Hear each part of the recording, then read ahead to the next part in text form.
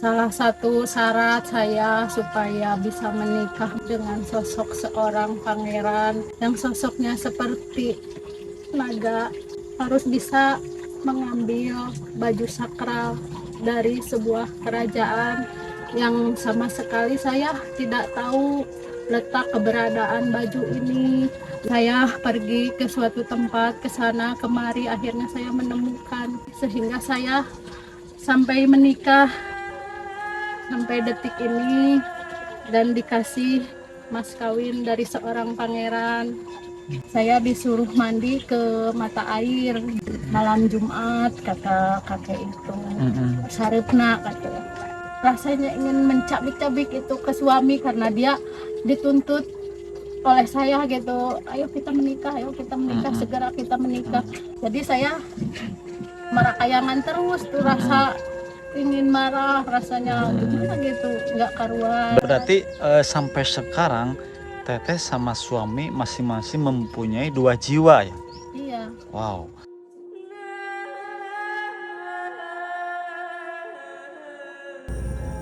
Assalamualaikum warahmatullahi wabarakatuh. Bertemu lagi bersama saya Kang Aang di Kartika Hito TV. Nah oke teman-teman, ini adalah video kedua yang mana saya masih berada di kediamannya rumah Kang Imron. Yang mana Kang Imron ini rumahnya mencal sendiri di tengah hutan bersama keluarganya ya. Dan di video pertama kita sudah berbincang-bincang dengan Kang Imron, yang mana Kang Imron itu sampai saat ini mempunyai 2 istri, yaitu menikah dengan siluman ular, bukan siluman ular sih, ratu ular yang masuk ke raga sang istri katanya. Mungkin teman-teman yang belum melihat kisahnya, tonton di video sebelumnya. Dan sekarang saya ingin bincang-bincang langsung bersama sang istri, bagaimana rasanya begitu menikah lagi atau menikah batin, bisa dibilang itu apa namanya, menikah dengan 2 jiwa yang berbeda. Dan teman-teman bisa ambil sisi positifnya, bahwasanya hidup di dunia ini berdampingan dengan makhluk-makhluk astral yang ada di sekitar kita. Kebetulan ini secara apa namanya, secara tempatnya juga Teh Dede sama Kang Imron hidupnya di tengah hutan yang bisa teman-teman lihat di sekeliling ini hutan semua. Dan kita akan tanya-tanya pengalaman Teh Dede sama suami, kenapa kok bisa menikah batin lagi, atau bisa dibilang itu masing-masing dari mereka itu memiliki jiwa yang lain. Nah jadi simak video ini sampai dengan tuntas biar tidak gagal paham. Nah seperti biasa, kalau untuk area rumahnya ini hutan semua, mungkin hanya ada bangunan-bangunan kecil, itu juga masih milik Kang Imron. Ada bangunan untuk bikin ul aren, ada bangunan peternakannya, dan untuk ke bawahnya ini perkebunannya. Kalau untuk perkampungan jauh di atas sana, dan itu mungkin terdengar hawar-hawar atau suara kecil yang datang dari perkampungan. Jadi biar tidak lama-lama, kita lanjut saja ke videonya. Alhamdulillah teman-teman, sekarang saya sama teman-teman masih berada di rumahnya Kang Imron, yang mana di video ini kita eksklusif akan mendengar kisah dari Teh Dede ya, yang mana Teh Dede ini istri asli dari Kang Imron. Nah jadi Teh Dede ini mempunyai pengalaman sama suami yang bisa dibilang cukup unik. Mereka menikah 2 kali, dan yang kedua kali mereka itu kayak dikasih tanggung jawab berdampingan dengan makhluk-makhluk astral, entah itu makhluk astral atau itu dari leluhur atau entah itu dari lingkungan. Kita mungkin akan mendengar penjelasan dari Teh Dede. Nah sebelum ke inti cerita, Teteh gimana kabarnya, sehat Teh? Alhamdulillah. Alhamdulillah ya Teh. Dan ini mungkin kalau kehidupan di hutan seperti ini jauh dari hiruk pikuk atau omongan tetangga ya Teh? Iya. Alhamdulillah. Jadi emang sebagian orang kalau yang namanya hidup di hutan itu kalau yang nggak terbiasa mungkin ya, yang namanya di hutan pasti cek sunama loba jurik nyatanya. Nah seperti itu. Nah Teteh, saya sama rekan pengen dengar cerita awal mulanya kenapa sih Teteh bisa menuruti menikah lagi, yang jelas-jelas itu permintaan dari makhluk lain yang ada di badan Teteh. Itu mungkin Teteh bisa ceritakan. Ya awal mulanya saya itu kan di sini sering mimpi gitu ya. Awal mulanya gitu. Malah mah mimpi itu suami juga ngalamin, mertua dan bapak yang dari Sukamantri itu semalam bersama itu mimpi 4 orang. Sama itu mimpi itu. Saya disuruh naik ke sosok siluman gitu ya, siluman, nggak tahu ratu ural, nggak tahu apa itu. Tadinya saya sering di apa itu, kalau bahasa istilahnya dierep-erep gitu ya. Diarep-arep. Iya. Malam pertama itu saya mimpi ke sana, itu disuruh naik ke ular yang melilit 2 ular itu ya. Mungkin sosok itu karena tidak menunjukkan kepalanya, tapi kesininya yaitu sosok kepalanya berupa sosok kepala naga dan kepala ular gitu, yang diwujudkan dalam satu tongkat gitu. Ternyata sosok itu kakak adik saya sama saudara saya gitu. Terus mimpi yang kedua, saya didatangi oleh sosok kakek-kakek yang memakai baju hitam, pakai ini apa, ikat, dan dia memberi nama gitu. Ini nama saya, katanya nama saya itu apa, Sukmajaya, kata dia itu. Setelah itu saya disuruh mandi ya, mungkin harus mensucikan diri, mungkin itu salah satu syarat-syarat ya, mensucikan diri supaya saya bisa menikah batin, harus mensucikan diri. Saya disuruh mandi ke mata air di sebelah sana tuh. Kamu harus pergi mandi, kata kakek itu, malam Jumat, kata kakek itu. Sarepna, katanya. Kebetulan saya cerita sama suami, ya saya berangkat mandi ke sana gitu, diantar sama suami. Udah dilaksanain gitu ya. Lalu mimpi lagi, saya harus pergi ke suatu tempat gitu. Di tempat itu saya juga nggak tahu tempatnya itu ada di mana gitu. Harus sampai ke suatu tempat, ada amanah yang harus saya ambil dari tempat itu gitu. Ternyata diselusuri sama suami ke tempat itu. Ternyata saya harus mengambil suatu benda sakral ya, dari kerajaan itu, berupa pakaian dari kerajaan, entah dari kerajaan mana ya, pakaian buat menikah untuk sosok itu, dua insan yang harus dinikahkan gitu. Oh, jadi teteh itu dari awalnya setelah rumah pindah ke sini ke hutan, tiba-tiba sering bermimpi kayak tadi. Iya. Jadi mimpinya itu kayak berturut-turut nyambung. Iya. Harus ke sana, harus ke sini. Dan pada akhirnya teteh disuruh menikah dengan syarat, salah satu syaratnya harus mengambil baju pusaka. Belum dikasih tahu apa yang harus saya ambil gitu. Tapi setelah saya sampai ke tempat itu, ternyata salah satu yang harus saya bawa itu berupa pakaian sakral. Tapi itu baju pusakanya dapat Dapat. Berarti sampai terjadi pernikahan. Tapi ada waktu gitu, sehabis pulang mengambil baju sakral itu Ada jeda lagi. Ada jeda karena butuh waktu mungkin gitu. Nah itu waktu kalau mohon maaf, kalau perasaan teteh dulu waktu kan itu pasti ada di dunia sadar dan tidak sadar ya. Iya. Teteh tiba-tiba lamun cek bahasa merenyeng atau nyerenteng pingin menikah lagi. Dan itu yang nyerenteng itu kan pada dasarnya kan bukan teteh. Iya. Nah itu perasaannya teteh itu seperti apa sih dulu gitu?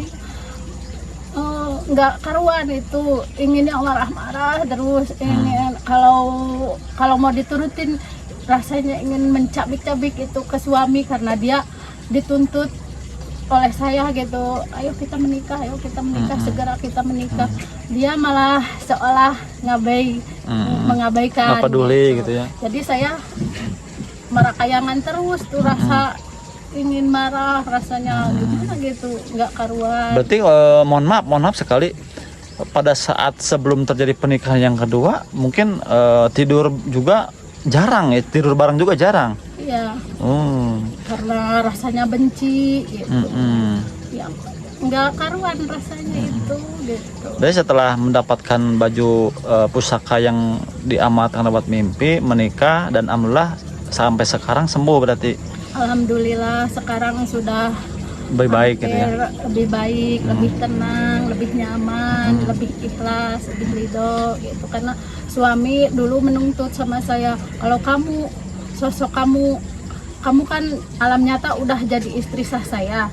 Kalau ada pendamping yang mendampingi wujud raga kamu harus dinikahi sama sosok saya, kamu harus ini bukan dirapihin gitu ya, harus merubah dulu sikap kamu sebaik mungkin, kata dia, baru saya akan menikahi kamu kalau sikap kamu udah baik, kata dia. Kan saya nggak tahu yang baiknya, yang menurut seorang sosok pangeran itu menurut baiknya gimana gitu. Berarti sampai sekarang Teteh sama suami masing-masing mempunyai 2 jiwa ya?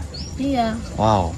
Nah itu kalau boleh tahu Teh, bisa lihat bajunya, atau kalau boleh sekalian dipakai biar ini berarti benar-benar pembuktian bahwa Teteh itu berhasil mendapatkan baju pusaka dari tempat keramat lewat petunjuk. Boleh Teh? Boleh.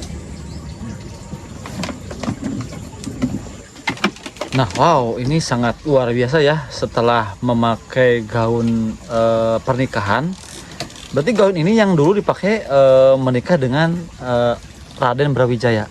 Iya. Dan ini view-nya benar-benar berbeda sama yang sebelum tadi Teteh pakai. Nah itu kalau ceritanya gaun ini pas mau menikahnya, berarti ini udah ada bisikan atau ada petunjuk Teh? Ada petunjuk dulu untuk ngambil, karena ini letak baju ini jauh di kota Lembang. Pada waktu itu saya nggak tahu mimpi, nggak tahu ilafat ya. Harus pergi ke suatu tempat, digambarkannya itu saya pergi ke rumah seseorang. Kalau zaman dulu mah kan di rumahnya itu ada kamar. Di sana tuh harus ada yang aku ambil. Pas saya berangkat sama suami ke sana, ke Lembang. Ya inilah yang harus dibawa sama saya, pakaian ini. Nah itu bentuk petunjuknya apakah dari mimpi atau misalkan dari bisikan atau wangsit Teh? Dari mimpi. Kalau kata orang tua tuh ilafat disebutnya itu. Jadi kamu harus ngambil baju gitu buat nikah? Enggak gitu, ilafatnya enggak. Cuman saya harus berangkat ke suatu tempat, ke suatu kamar. Di sana harus ada yang aku ambil. Saya juga dari sini berangkat ke tempat itu belum tahu apa yang harus aku ambil. Pas saya sampai ke sana, di sana tuh saya nggak sadarkan diri, datang ke rumah sepuh ya di Cibodas itu. Saya lihat-lihat ke kamar, bukan, rasa seolah ada rasa yang membawa saya gitu ya ke tempat itu. Ternyata bukan di sini, kata saya ya kepada suami. Saya berangkat kan, datang ilafatnya hari malam minggu ya.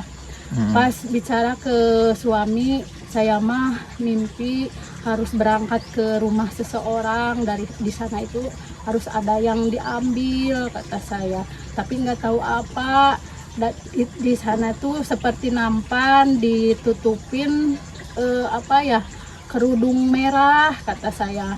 Ya udah, kata suami, barangkali di mana tuh cenah lokasinya nggak tahu. Tapi rasanya di Lembang, kata saya tuh. Nggak tahu di rumah sepuh, nggak tahu di rumah siapa, kata saya. Udah kata suami, kita berangkat aja besok. Pas berangkat ke sana itu hari Selasa ya saya tuh. Pas ke sana kan keperompong dulu ya karena ada anak angkat di sana itu.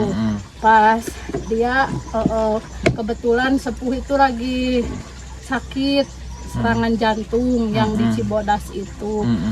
Kebetulan suami sama saya itu berangkat dari sini hari Selasa sampai ke sana jam 10 pagi ya.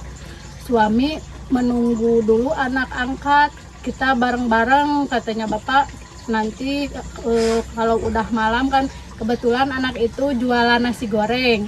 Saya mau jualan dulu kata dia. Pas di sana tuh saya rasanya sudah nggak terpuguh rasa gitu. Kesang badak, kesang lembut gitu kalau bahasa ini mah. Saya sampai marah-marah ke suami.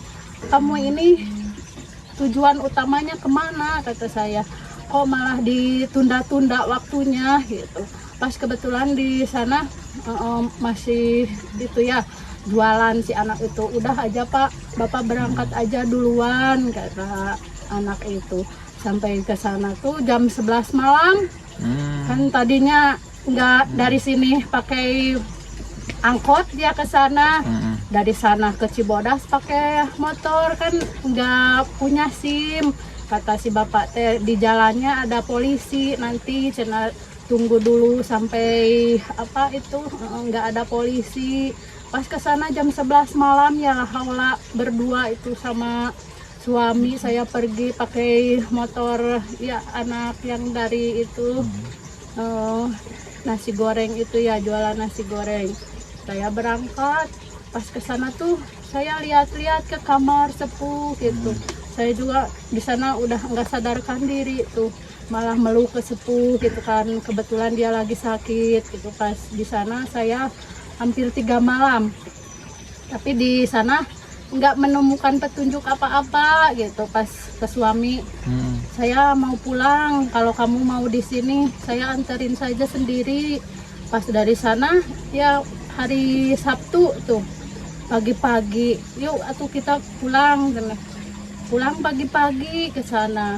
Pas pulang ke sana saya pas maghribnya sampai ke Parompong ya diajak sama anak itu, bapak jangan pulang sekarang ke Panjalu, saya ada acara gitu ya, saya mau ke rumah Uyut kata anak itu ya. Kami bareng-bareng itu pas berangkat ke rumah Uyut. Pas ke rumah Uyut itu saya nggak tahu kalau pakaian ini ada di sana gitu.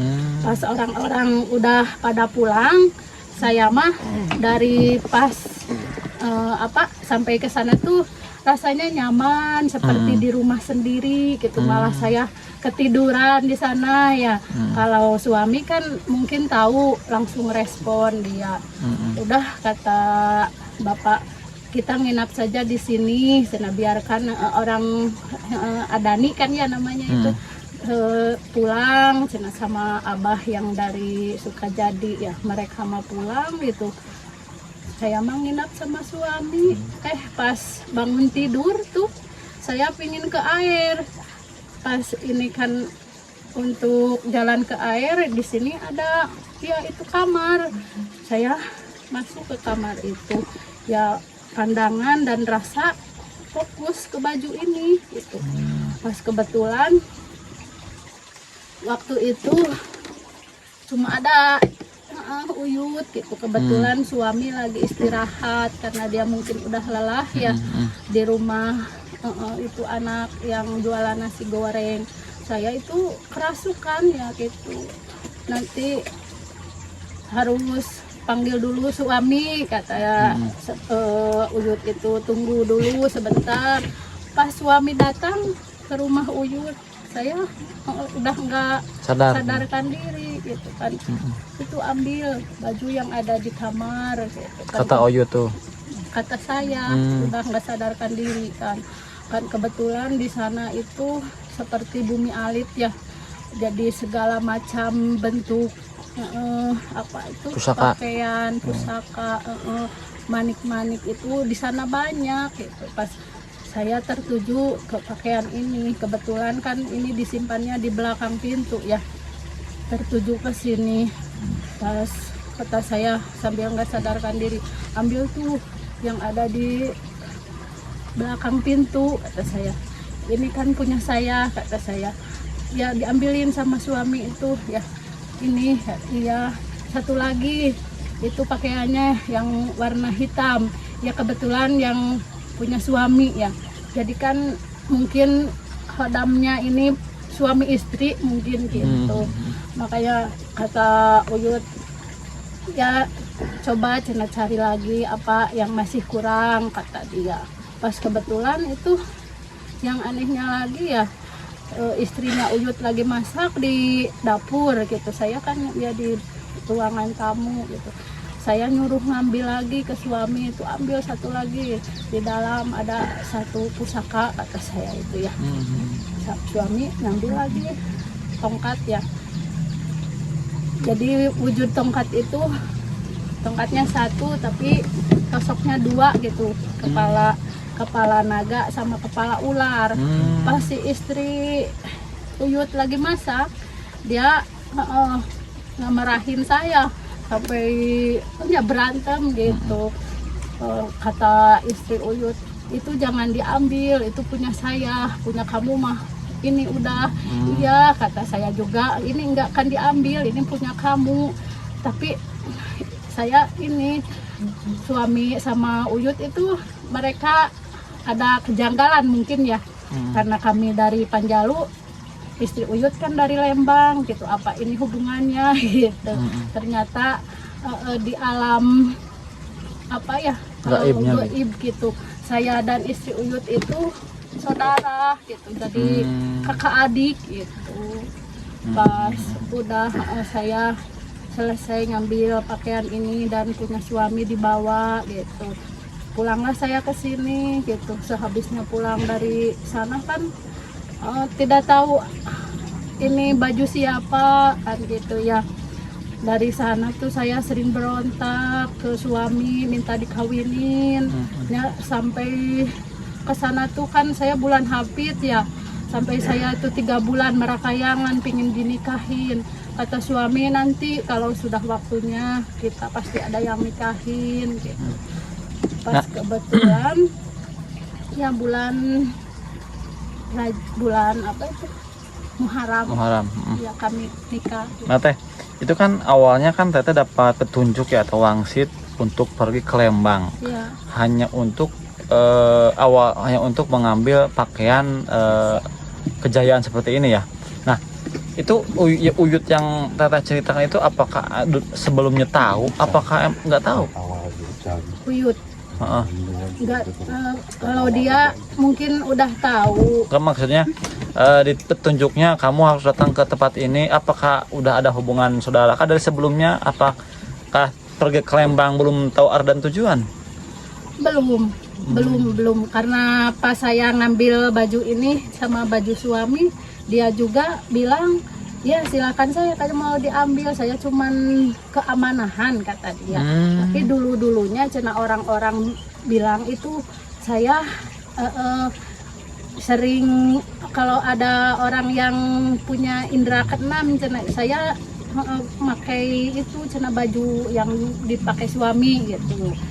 Uyut juga kata orang-orang itu tadinya gitu.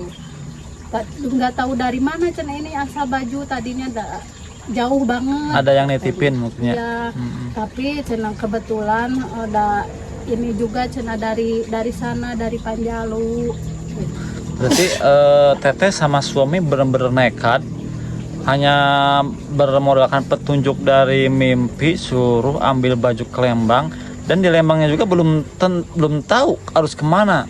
Tapi pada akhirnya ini dapat ya. Iya. Wow. Karena seolah ada rasa yang apa itu mengarahkan gitu. Mengarahkan, karena dari sini saya ke Perampong, bukan di sana. Saya malah berontak, keringat itu ya keluar sampai marah-marah ke suami gitu. Berangkat ke Cibodas, di sana nggak dapatin petunjuk, saya malah berontak gitu dalam hati. Pas ya di rumah Uyut rasanya adem, tenang gitu. Saya juga nggak tahu ada yang harus dibawa dari sana, karena tujuan kami ke sana itu mau nganter si anak yang jualan nasi goreng, karena dia mau minta syariat ya istilahnya, karena dia mau buka cabang, buka lagi jualan nasi goreng gitu. Makanya ayo cina kita bareng-bareng sambil silaturahmi ke sana. Ya kami ikut gitu kan, kebetulan malam minggu ya. Malam minggu tadinya saya mau pulang ke Panjalu. Kata anak itu jangan dulu pulang Pak, karena sekarang lagi musim pawai itu sepak bola tuh Persib, cina macet. Nanti saja cina malam Senin. Sekarang kita silaturahmi aja ke rumah Uyut. Ya kita bareng-bareng ikut ke sana. Nggak tahu, saya juga nggak tahu yang harus diambil ada di sana gitu. Tapi rasa saya seolah ada yang ngarahin gitu. Nah teman-teman, juga ini yang saya lihat ya, mohon maaf, pakaian yang teteh kenakan ini emang kalau dari model di zaman sekarang nggak ada ya seperti ini gitu. Terus dari misalkan yang kerudung kayak ada mahkota, sepintas juga kayak mirip Ratu Mesir ya. Gimana Bang? Emang dari kerajaan-kerajaan gitu ya, kayak ratu-ratu gitu. Kayak ratu-ratu. Mungkin teman-teman yang ngerti dan yang mempunyai mata batin, sesakral ini penuh dengan perjuangan untuk mendapatkan pakaian, dan ini mengambil juga lewat petunjuk yang benar-benar dari awal juga nggak tahu ya teh.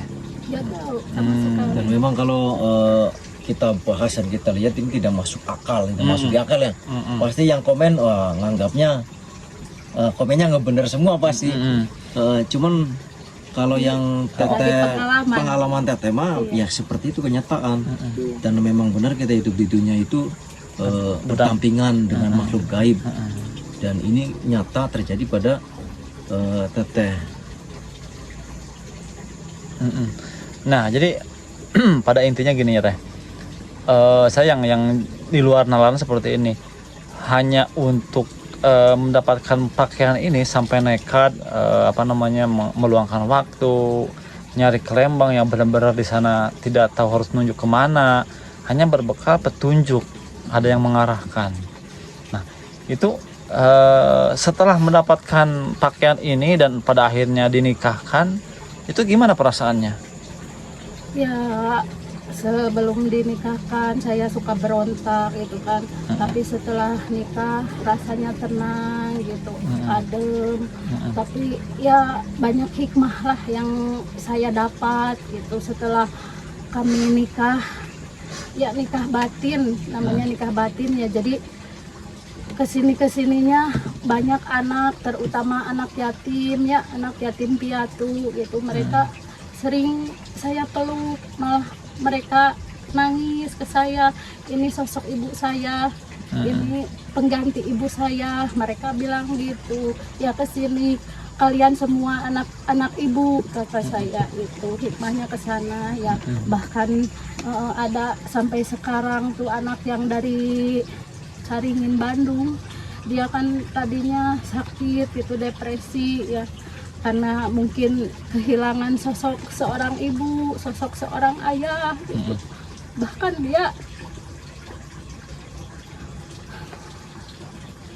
menganggap kami di sini sebagai pengganti orang tuanya. Dia nggak mau pulang karena kalian pengganti ibu dan bapak saya, kata dia. Masya Allah. Jadi ini emang benar-benar luar biasa ya. Jadi mungkin dibalik hikmah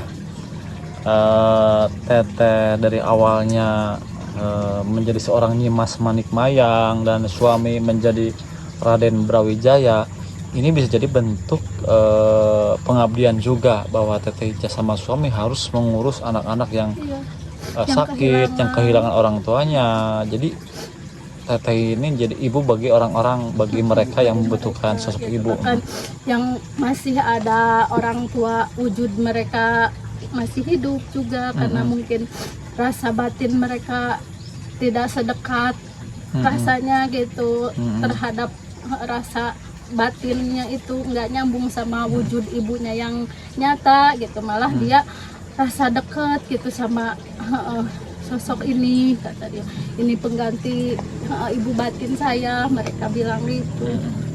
Nah, ini kan selama hampir sampai sekarang ya, berarti Teteh kan udah menyatu dengan sosok Nyimas Manik Mayang. Nah, Teteh sendiri pernah melihat gak dengan wujud yang jelas, rupanya seperti apa, gambarnya seperti apa dari Nyimas Manik Mayang tersebut sama dengan Raden Brawijaya? Itu mungkin saya nanya sebagai kacamata batin atau kacamata gaib gitu. Iya, itu waktu masih di Lembang ya, masih ngambil baju ini kan, saya nginap lagi 1 malam gitu. Setelah nginap itu saya mimpi seolah ada sosok 2, mungkin yang tadi diceritain ya, istri Uyut sama saya itu mungkin gitu. Karena di dalam nggak tahu mimpi, nggak tahu bayangan apa itunya, yang tapi yang kalau mimpi kan sering lupa, tapi bayangan itu selalu ada gitu ya, Ingat, sampai sekarang ingat terus ya. gitu. Setelah pakaian ini saya genggam, saya bawa gitu ya, ada sosok 2 wanita itu terbang di awan itu, pakai baju putih, ini satu pakai baju hijau seperti Nyi Ratu Pantai Selatan, satu terbang gitu, dia merasa bebas. Saya bilang juga ke suami, pas saya malam mimpi gini gitu, ya itu kan merasa apa, tugas mereka udah selesai. Amanah udah selesai, udah diemban sama kalian berdua gitu. Luar biasa ya. Jadi sosok itu ya terbang di awan gitu, merasa bebas. Oke Teh, terima kasih. Mungkin ini pengalaman yang hanya Teteh yang ngalamin ya. Jadi ini benar-benar real, bukan main-main, bukan gimmick. Ini pengalaman nyata bahwa Teteh ini kayak mendapatkan tugas atau tanggung jawab untuk menikah dengan Raden Brawijaya, dan Teteh sendiri itu menyatu dengan Nyimas Manik Mayang. Mudah-mudahan Tetehnya sehat selalu ya Teh, dan terima kasih atas kisahnya. Mudah-mudahan ini bisa menjadi pembelajaran bahwasanya kita itu hidup berdampingan dengan makhluk-makhluk astral atau jin yang sama-sama diperintahkan untuk beribadah kepada Allah Subhanahu wa taala. Kita pamit undur diri. Wassalamualaikum warahmatullahi wabarakatuh.